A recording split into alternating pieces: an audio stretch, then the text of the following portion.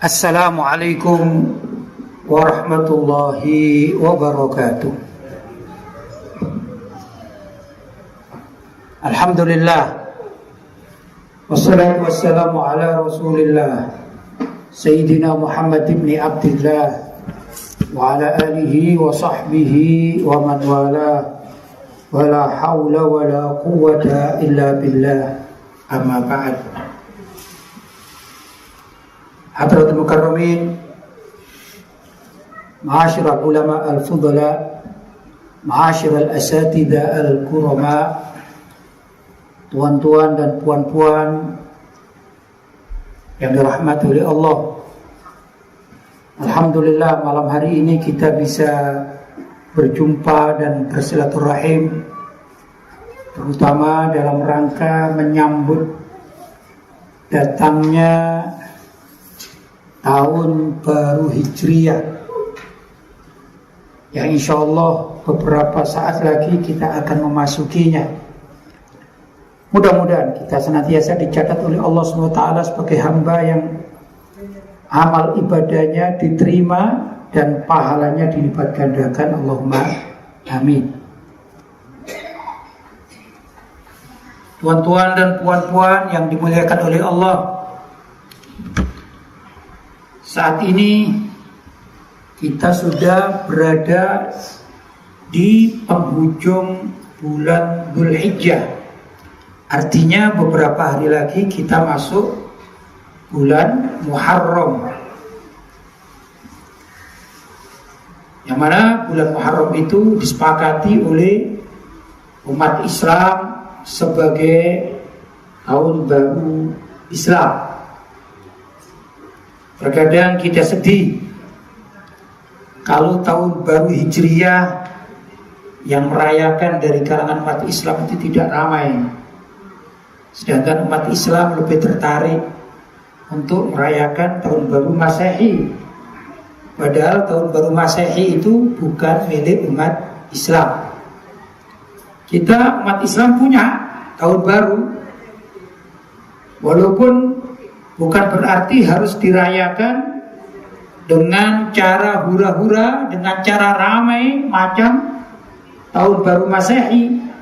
Tapi paling tidak kita hendaklah menghidupkan malam tahun baru Islam ya dengan amalan-amalan ibadah yang baik. Kalau bisa masjid-masjid diramaikan, surau-surau, ya, musola-musola diramaikan. Karena ada juga para ulama yang mengajarkan bacaan-bacaan doa-doa untuk malam tahun baru, mulai dari penutupan tahun lama dan masuk tahun baru. Kalau penutupan tahun lama itu berarti baca doanya dari asar atau ba'dal asar, sedangkan tahun barunya itu ada doa-doa yang dianjurkan oleh para ulama untuk dibaca, yaitu pada ba'dal maghrib. Ini dalam rangka kita bersenang atau bergembira karena datangnya tahun baru Islam. Bapak-bapak dan ibu-ibu yang dirahmati oleh Allah,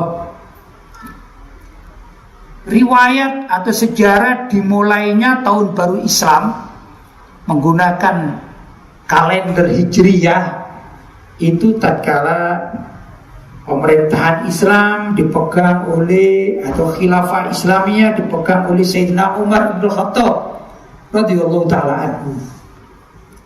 Sebelum masa pemerintahan Sayyidina Umar itu, sebagian orang yang ada penulisan transaksi atau ada hubungan yang terkait dengan surat menyurat itu hanya menggunakan hari dan bulan saja, karena tidak ada tahun yang ditentukan. Sedangkan seperti menentukan kapan kelahiran Nabi Muhammad itu menggunakan istilah peristiwa besar dengan nama tahun gajah, ya, karena ada peristiwa besar.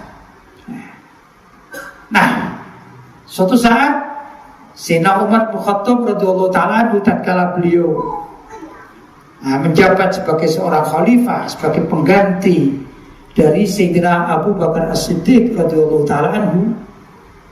Kebetulan salah satu dari pegawai atau pegawainya, orang yang bekerja kepada beliau, ini urusan kenegaraan, maka sang pegawai atau pejabat ini menyodorkan ada surat yang harus ditandatangani oleh Sayyidina Umar sebagai khalifah.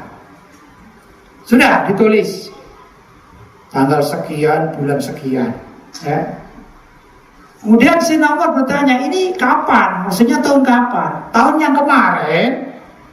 Maksudnya untuk tanda tangan ini untuk tahun yang kemarin, atau tahun yang sekarang, atau untuk yang akan datang? Maka sang pegawai atau pejabat itu tak bisa menjawab. Maka disitulah Sayyidina Umar bin Khattab berusaha mengumpulkan sebagian para sahabat, antara lain Sayyidina Utsman bin Affan, Sayyidina Ali bin Abi Thalib, dan beberapa para sahabat untuk memberikan pendapatnya bagaimana sebaiknya kita ini mempunyai tahun kalender. Ada beberapa yang mengusulkan gimana kalau dimulai dengan kelahiran Nabi Muhammad SAW.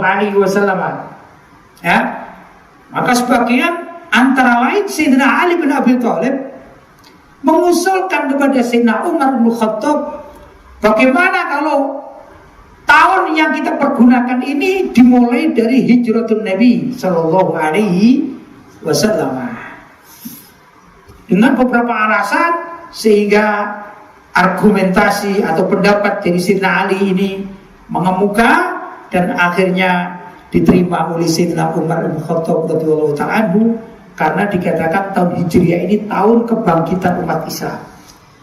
Kita masih ingat sedikit peristiwa bagaimana Nabi SAW tatkala beliau berdakwah di kota Mekah selama 13 tahun. Ya, itu yang mengikuti tak banyak, minoritas. Yang ikut itu minoritas.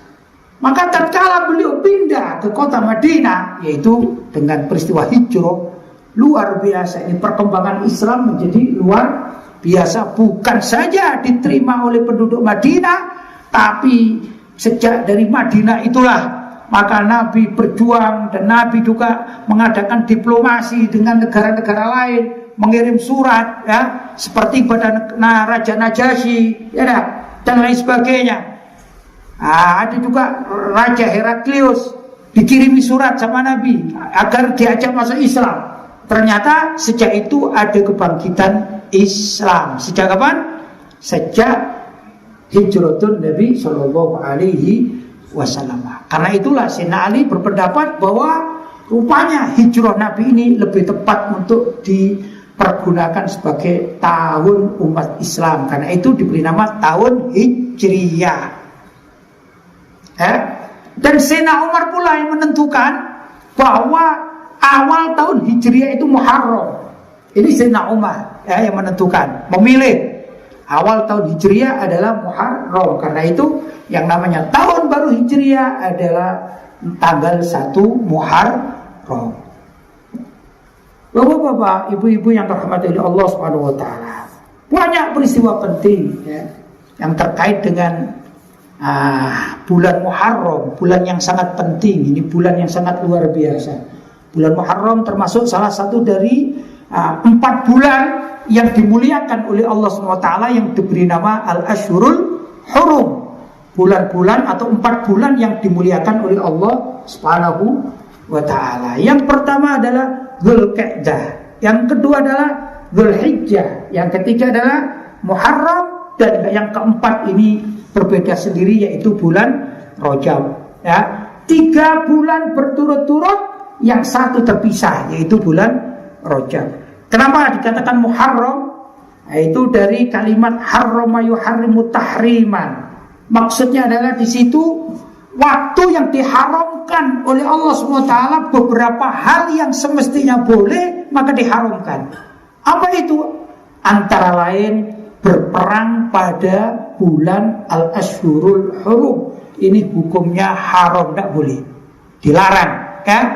Nah, di situ zaman dahulu kala sebelum Islam datang, orang-orang Arab yang berada atau bangsa Quraisy sebelum Islam datang ya, dan juga orang-orang sekitar Ka'bah itu menghormati bulan ya ini Al-Asyurul Hurum ini sangat dihormati, khususnya Dzulqa'dah, Dzulhijjah dan Muharram.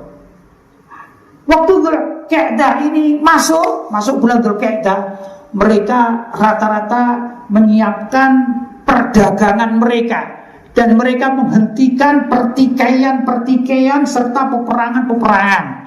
Kenapa kok dihentikan? Ya, saat itu atau zaman tersebut banyak sekali pertikaian atau peperangan yang dilakukan antar suku. Ya, saya katakan suku itu macam gimana? Kalau saya di Malaysia saya anggap saja ya, suku misalnya zaman itu ya, ada suku Johor, ini Johor ya. Nah, ada suku Malaka, ada suku Kuala Lumpur, ya. Nah, saya anggap begitu, ya. Nah, zaman dahulu kala masih sebelum datang Islam itu, antara orang Johor berebut wilayah atau berebut kehormatan itu seringkali perang melawan orang Melaka. Setelah itu orang Melaka perang dengan orang Kuala Lumpur. Demikian juga orang Kuala Lumpur perang dengan orang Pahang. Demikian antar suku seringkali ada terjadi peperangan karena salah paham. Hanya karena salah paham. Ya. Kalau di Indonesia ini ada salah satu suku yang saya kenal, namanya suku Madura namanya. Ya, suku Madura. Ya. Alhamdulillah ini Ustaz Khairuddin ini termasuk suku Madura. Suku Madura ini senantiasa menjaga kehormatan. Karena menjaga kehormatan, dia berani mati demi kehormatan. Begitu. Saya contohkan ini ya. Ini kalau zaman dahulu ya lain ya. Ini contoh saja lebih mudah, saya mudahkan ya. Misalnya ini ada seorang Madura ini. Dia jalan bersama istri, jalan sebagaimana kita bersama istri, misalnya kemana? Ke pasar gitu ya, ya biasa. Ternyata ada orang laki-laki yang kebetulan entah bagaimana menggoda istrinya. Istri tadi, orang laki Madura tadi. Itu kalau di Madura karena demi menjaga kehormatan sang istri, maka dia berani perang, berani cabut senjata melawan ini orang yang menggoda. Saya begitu. Itulah namanya kehormatan. Nah, zaman dahulu kala juga begitu. Demi menjaga kehormatan, maka antar suku ini sering berperang. Ya, ada beberapa suku yang ada di wilayah-wilayah Arab Quraisy waktu itu ya. Suku macam-macam ini ya, ada Bani Tamim, ada dan lain sebagainya. Ya, nah itu seringkali terjadi peperangan. Nah, kalau sudah masuk bulan Dzulqa'dah, mereka istirahat. Mereka istirahat, tidak mau berperang. Kenapa? Ya, karena sebentar lagi ini ada satu musim ibadah. Ibadah apa itu? Ibadah haji. Yang mana ibadah haji saat itu pula sebelum datang Islam sudah ada yang mengikuti tata cara hajinya Nabi Ibrahim dan Nabi Ismail. Tapi ada juga penduduk setempat yang menyalahgunakan ibadah. Mereka membawa patung-patung ke sekitar Ka'bah. Hanya saja waktu-waktu ini Dzulqa'dah, Dzulhijjah dan Muharram, mereka sama-sama menyembah sesuai dengan keyakinan masing-masing. Yang masih mengikuti ajaran Nabi Ibrahim, mereka tawaf dan mereka juga sa'i. Ya, tapi yang menyembah berhala ya di sekitar situ, mereka juga menyembah dengan sesajian-sesajian kepada berhala yang mereka yakini. Tapi ya jadi kesatuan adalah pada musim, namanya musim ya, musim daerah musim ya. Musim itu tadi Dzulqa'dah, Dzulhijjah dan Muharram. Ini mereka tidak mau berperang. Disitulah mereka mengadakan jual beli, perniagaan, sekaligus beribadah menurut keyakinan masing-masing di sekitar Ka'bah. Sudah. Ternyata setelah Nabi Muhammad SAW diutus oleh Allah SWT ya, Ternyata Allah perintah kepada Nabi Muhammad untuk melestarikan kedamaian bulan Dzulqa'dah, Dzulhijjah dan Muharram, ditambah 1 bulan Rajab. Dikatakan al-asyhurul hurum, yaitu bulan-bulan yang dilarang untuk berperang. Kedua, pada bulan itu juga dilarang orang itu bermaksiat. Maksudnya kalau maksiat di bulan lain, bulan Safar misalnya, misalnya ini maksiat, ya sebut saja dosanya 1. Tapi kalau bermaksiat di bulan al-asyhurul hurum, ini berlipat ganda dosanya. Ya kan? Karena apa? Itu bulan-bulan yang sangat dimuliakan oleh Allah. Termasuk juga ada bulan Ramadan, tapi pembahasannya lain ya. Ini pembahasan 4 bulan yang dimuliakan oleh Allah Subhanahu wa taala. Di antaranya yaitu bulan Muharram ya, bulan Muharram yang insya Allah beberapa hari lagi kita akan memasukinya. Pada bulan Muharram itu ada peristiwa yang sangat banyak, mulai dari Nabi Adam alaihissalam tatkala beliau bersalah memakan buah yang dilarang di surga, kemudian beliau diturunkan dari surga menuju ke bumi, maka beliau sedih dan beliau mohon ampun kepada Allah Subhanahu wa taala. Nah, beliau diampuni oleh Allah Subhanahu wa taala itu pada bulan Muharram, tepatnya tanggal 10 Muharram. Ya. Banyak peristiwa. Ada satu peristiwa yang tadi juga kita baca doanya.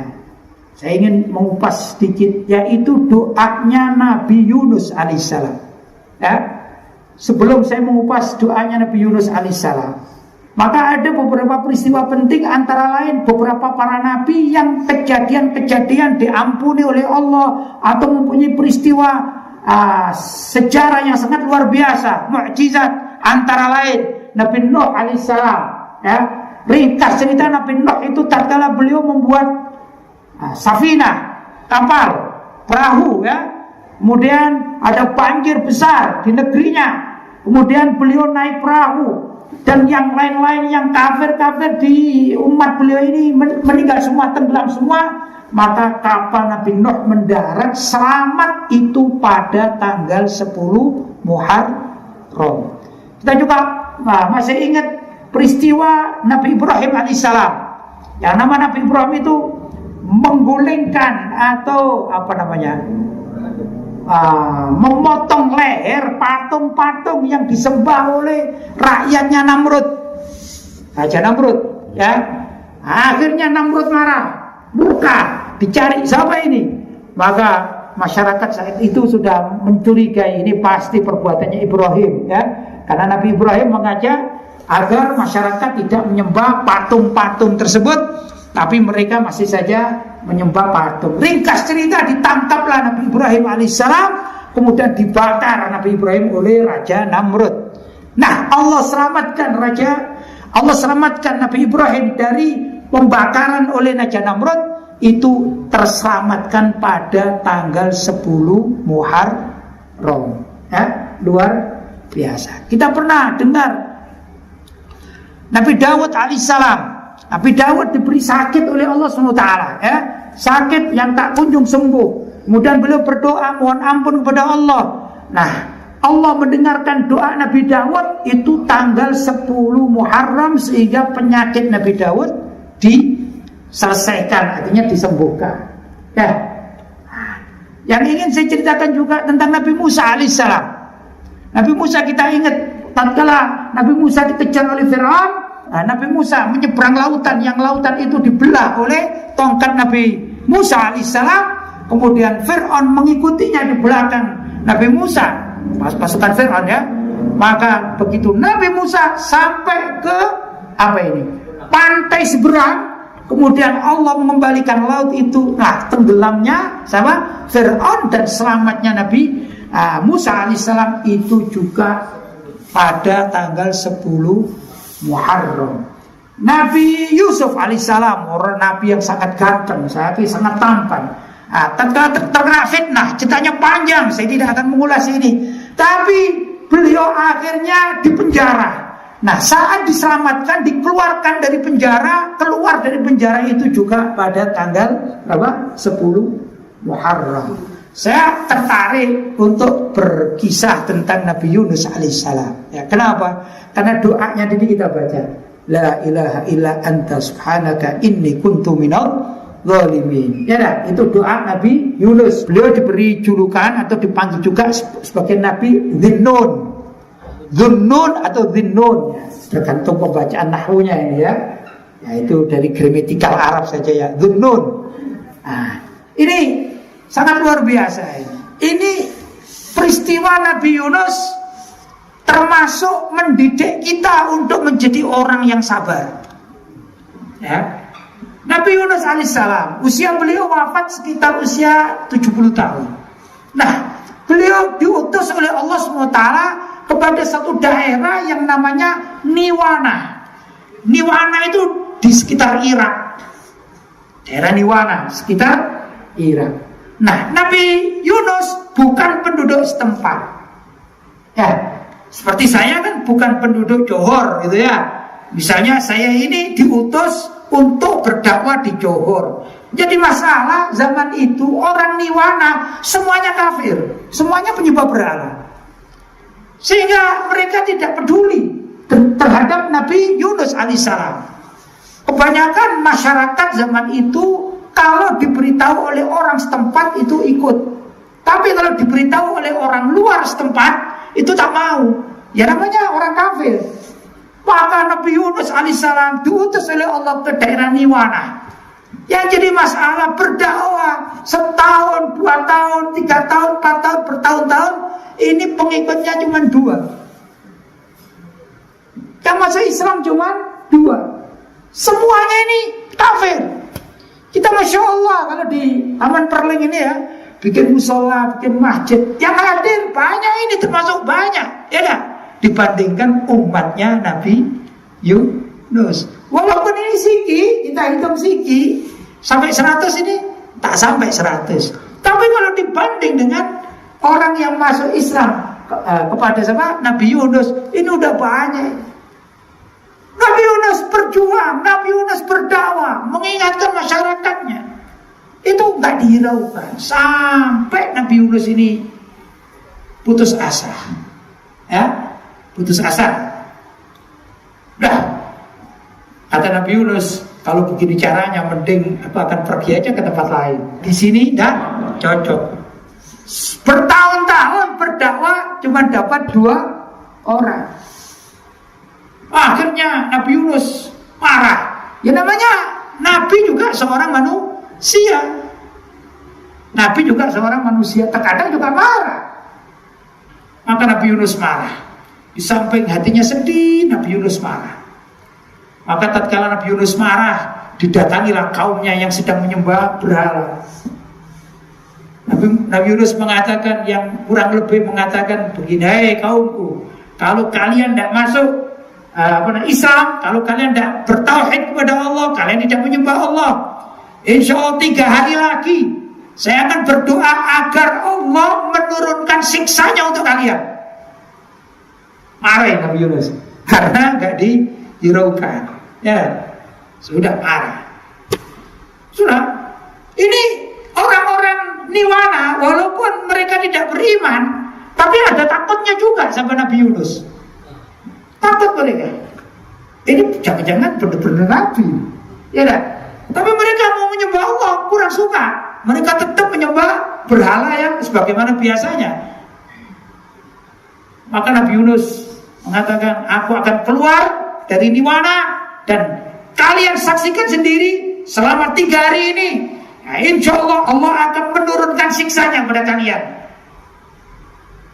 Maka Nabi Yunus berjalan kaki, meninggalkan kota Niwana, ya, berjalan kaki, sudah.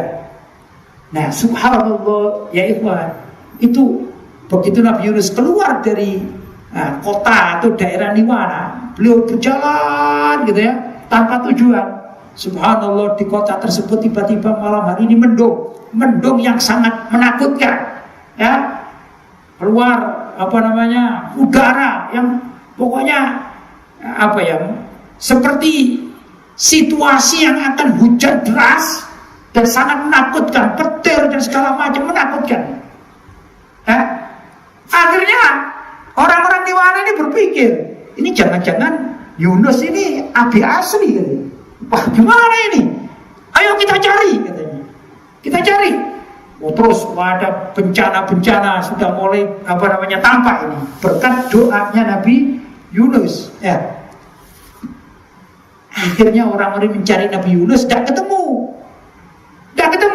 Dan Nabi Yunus berjalan jauh sampai ke ujung pantai, ya, sampai ke pantai yang paling ujung yang tidak diketahui oleh umatnya. Orang-orang sudah bingung, gimana. Akhirnya mereka satu persatu bertobat kepada Allah Subhanahu Wa Taala. Dan mereka berjanji, kita akan cari Yunus, kita cari Nabi Yunus. Kalau ketemu Nabi Yunus kita akan beriman, kita akan minta diajari mengaji, ya.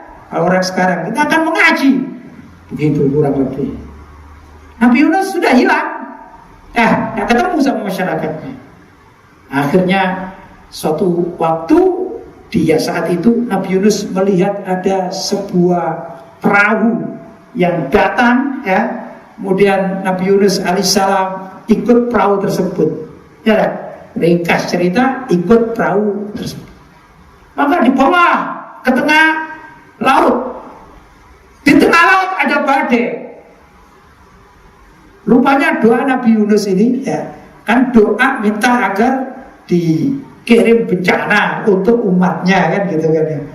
Yang dikatakan al-bala'u ya'um katanya. Nah, al-bala'u ya'um, apa ya'um? Al-bala itu musibah, itu ya'ummu, dia akan menyeluruh. Musibah itu tidak hanya kena kepada orang yang jahat saja, tapi kalau bala itu atau musibah di suatu tempat yang ahli maksiat kena, yang soleh juga kena. Bahkan kadang-kadang yang soleh juga terkena musibah sampai mati. Ya, kalau kita misalnya di Johor atau di Perling, Taman Perling ini, kita berdoa karena di sana ada kemaksiatan. Ya Allah, misalnya lo ya, jangan diamini ya, bahaya nanti ya. Misalnya, ya Allah, turunkanlah gempa bumi di Perling agar orang-orang jahat itu pada mati semuanya. Itu kalau dipenuhi oleh Allah, ini semuanya kena. Rumah kita yang berdoa pun akan kena, masjid musola juga akan kena. Itu namanya al-bala'u ya'um. Al-bala'u ya'um, apa? Musibah itu akan menyeluruh, ya. Nah, itu juga demikian. Nah, tatkala Nabi Yunus alaihissalam sudah di tengah lautan, ada badai menerjang. Nah, sudah, ternyata apa ini? Nahkoda yang bawa perahu itu memperkirakan, oh ini ada badai yang jelas perahu saya ini kelebihan muatan. Sudah ada cerita panjang, kalau diceritakan semua tidak selesai 1 jam ya. Tapi ringkas saja. Ringkas cerita, diadakan undian, pemilihan. Ya kalau sekarang mungkin ada kertas itu ya, namanya misalnya ada 10 orang, ada namanya Musa Ibrahim, Yusuf dan segala macam, ada nama Yunus. Ya, maksudnya Nabi Yunus. Sudah dipilih, ayo misalnya bunyikan ya, dilemparkan, dibuka namanya Nabi Yunus. Ya, namanya Nabi Yunus. Orang-orang bilang, jangan dia, ini orang soleh, jangan ya. Diulang lagi, udah dikopiok lagi, dikeluarkan lagi, keluar nama Yunus. Kata Nabi, tidak apa-apa saya. Jangan, kau kan orang soleh, kau yang ahli berdoa, jangan. Ya, ini yang ketiga kalinya, dikopiok lagi, diputar lagi, diambil, subhanallah, ternyata keluar Nabi Yunus alaihi salam. Nama beliau namanya Nabi Yunus bin Matta, ya. Bin Matta, ya. Matta itu nama ibunya. Ya, jadi ada 2 nabi yang dinisbatkan pada ibunya, itu 2 nabi, yaitu Nabi Yunus bin Matta dan Sayyidina Isa bin Maryam. Lainnya bin kepada ayahnya kecuali Nabi Adam. Kecuali Nabi Adam tidak punya ayah kan ya, tidak punya ayah, tidak punya ibu ya, kecuali Nabi Adam. Demikian dan seterusnya. Nah, setelah itu disepakati Nabi Yunus yang harus dibuang, maka Nabi Yunus terjun Kemana? Ke laut. Ternyata Allah mempersiapkan suatu skenario, Allah menyiapkan strategi yang lain. Maka Allah mengirim ikan paus, ikan yang besar. Begitu Nabi Yunus terjun berenang, langsung dimakan oleh ikan. Ya dah. Subhanallah, beliau berada di dalam perut ikan selama 40 hari. Ya, selama 40 hari. Nah, Nabi Yunus sadar, ya saya ini tidak sabar. Saya kan mestinya berdakwah di Niwana, di Irak, di Niwana itu mestinya kan sabar. Ya dah. Karena apa? Berdakwah, mengajar. Kita juga bisa berdakwah, bapak-bapak dan ibu-ibu ya. Kita mendakwai keluarga kita, kita mengajar anak-anak kita, keluarga kita, adik kita. Itu kita berdakwah, ayo ke masjid, ayo. Itu kewajiban. Urusannya mereka mau atau tidak mau itu bukan urusan kita. Ya dah. Jadi Nabi Yunus alaihissalam sebenarnya diwajibkan, diperintahkan untuk berdakwah di daerah Niwana. Bukan hasilnya berapa, enggak. Kita ini berkewajiban, merasa berkewajiban, ayo kita perbagus ini rumah Allah, kan gitu. Ya nah, sudah diperbagus sedemikian rupa. Itu enggak wajib kita menghitung. Masa setelah diperbaiki jamaahnya tetap aja. Itu urusan Allah. Tapi kita tetap berjuang, kita umumkan, hai saudara-saudara, kita ke Taman Berlin, kita mengaji dan segala. Itu adalah kewajiban kita di dalam berdakwah. Ya, mungkin terasa kita ya. Iya. Sudah dibuatkan apa saja segala macam, cuma segitu-gitu aja. Ini catatan Allah, jangankan kita. Kita bukan nabi, wali juga bukan, orang soleh. Ya kadang-kadang masih ada maksiatnya, ya kan? Ini seorang nabi yang dijamin oleh Allah, maksum. Itu pun berdakwah puluhan tahun, cuma dapat umat berapa? 2 orang.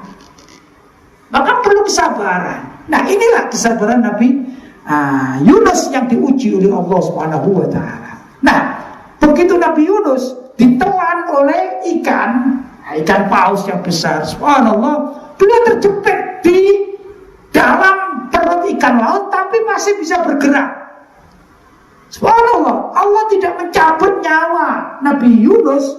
Beliau masih bisa untuk berzikir di tempat yang gelap, yang sempit, yaitu di dalam perut ikan.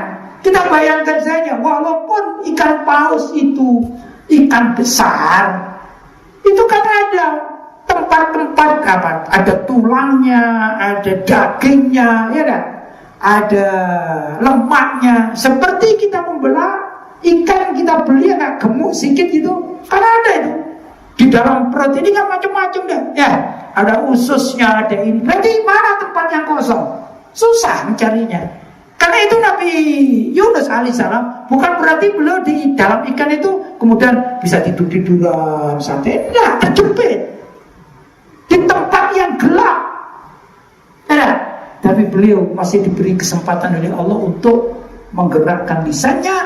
Maka Nabi Yunus membaca istighfar, la ilaha illa anta subhanaka inni kuntu minadh dhalimin.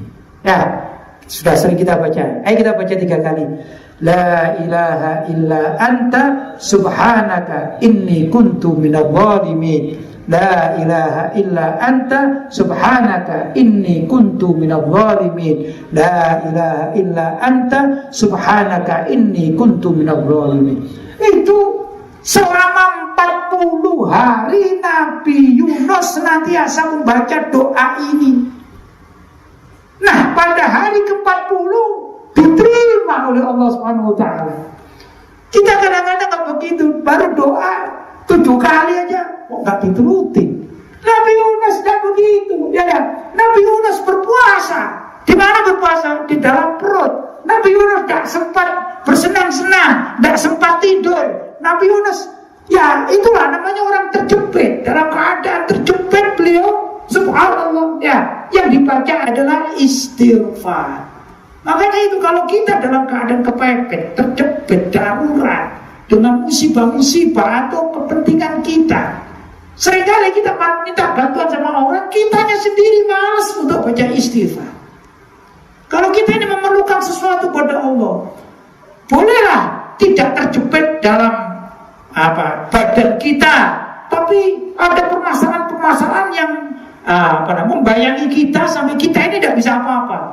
Mau dikejar-kejar, kita punya hutang banyak, dikejar-kejar sama pemilik uang, dikejar tidak bisa mana-mana, merasa sempit kita, ya. Mana mau pergi takut kelihatan dia, ya.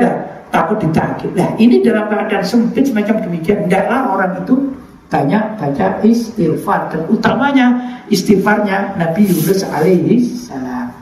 Ya, la ilaha illa anta subhanaka inni kuntu minadh dhalimin. Itu kan artinya la ilaha illa anta, tiada Tuhan selain Engkau. Subhanak, maha suci Engkau. Inni kuntu minadh dhalimin. Sesungguhnya aku ini termasuk orang yang paling zalim. Aku ini paling banyak maksiat, ya Allah, ampuni aku.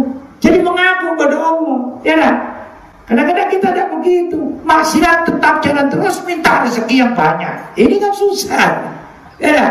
Padahal rezeki itu milik Allah Subhanahu wa ta'ala, yang barokah khususnya dari Allah Subhanahu wa ta'ala. Nah, sampailah 40 hari Nabi Yunus alaihissalam berada di dalam perut, kemudian Allah perintah kepada ikan paus itu untuk memuntahkan, mengeluarkan Nabi Yunus, karena diterima bacaan istighfarnya itu pada tanggal 10 Muharram.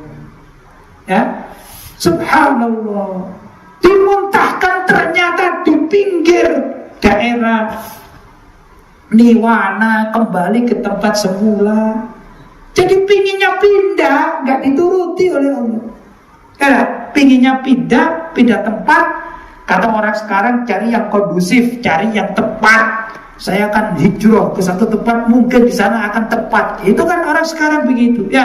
Tapi ternyata Nabi Yunus tidak boleh oleh Allah. Kamu harus tetap kembali ke rakyatmu atau ke umatmu. Namanya daerah Niwana. Daerah Irak, ya.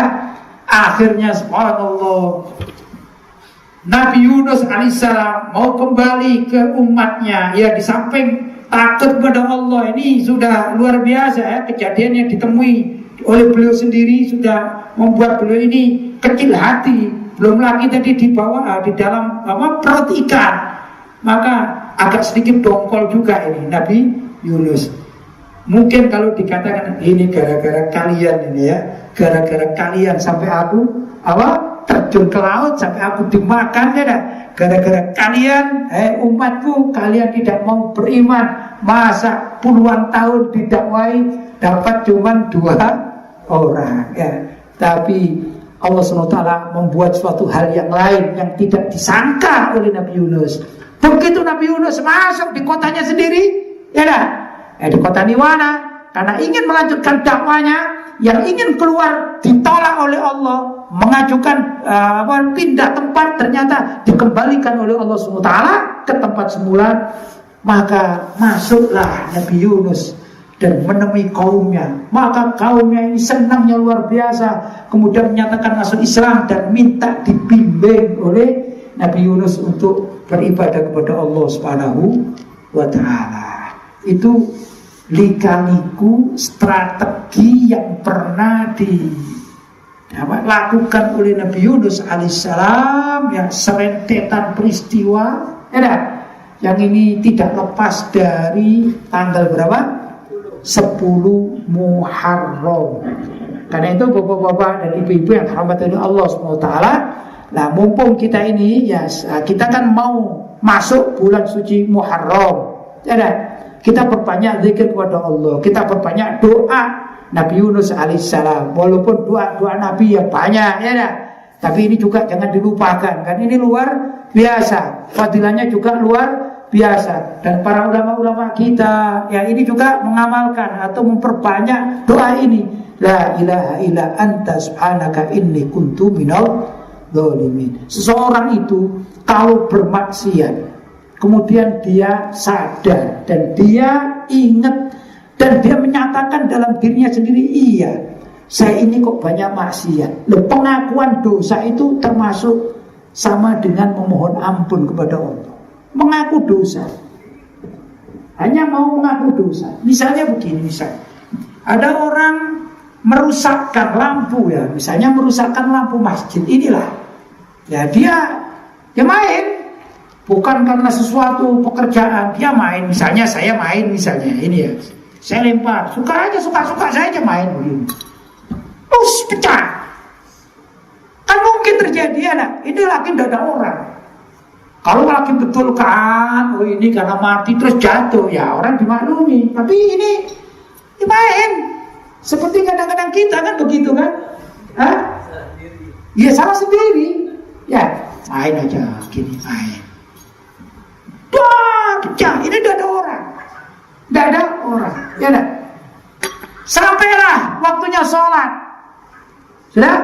Waktunya sholat. Begitu sholat ini apa namanya?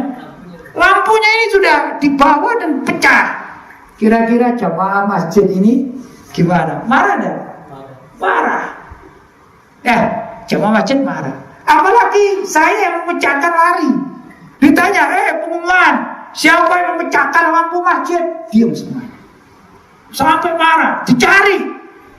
Karena dicari semuanya disumpah.